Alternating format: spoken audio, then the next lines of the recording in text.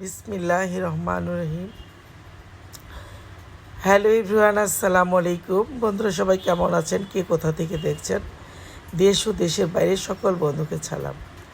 বন্ধুরা, আমরা যারা ছাদ বাগান করি বা আঙিনা বাগান করি, যাই করি না কেন, এই দেখেন কি সুন্দর লকলকে শাকগুলো আমি 2-4-5 দিন আগে উঠিয়েছি।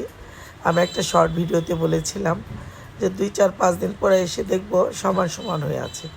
ঠিক তাই লকলকে ডোগাগুলো ওরা উঠাচ্ছিল, আমি ওদের সাথে গল্প করছিলাম, খুব ভালো লাগছিল। ওরা সবাই জানে আমি বিকালবেলা সব সময় ম্যাক্সিমাম সময় আর কি আমি ছাদে থাকি, ওরা তাই চলে আসে।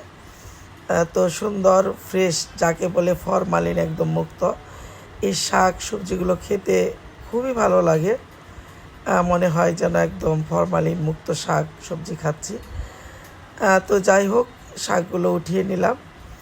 তবে আমার বাগানে একদম নারিকেল গাছ, আখ গাছ থেকে শুরু করে টুকিটাকি ইনশাল্লাহ সব কিছু আমি লাগানোর চেষ্টা করি, আছে ইনশাল্লাহ।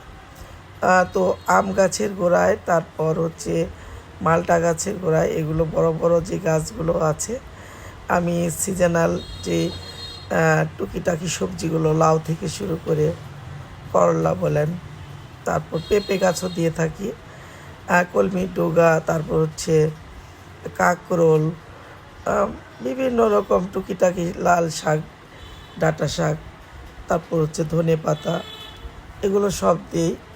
এগুলো বাজার থেকে আমার কিনতে হয় না, আল্লাহর রহমতে এগুলো আমি এই গার্ডেন থেকেই পাই।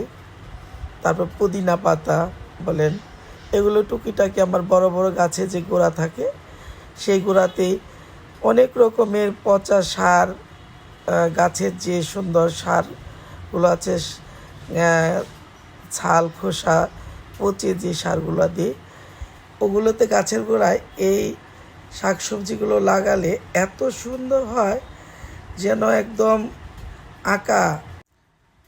আঁকা ছবির মতো মনে হচ্ছে যে এঁকে রেখেছি এরকম। খুব ভালো লাগে দেখতে, ওঠাতে মন চায় না অনেক সময়।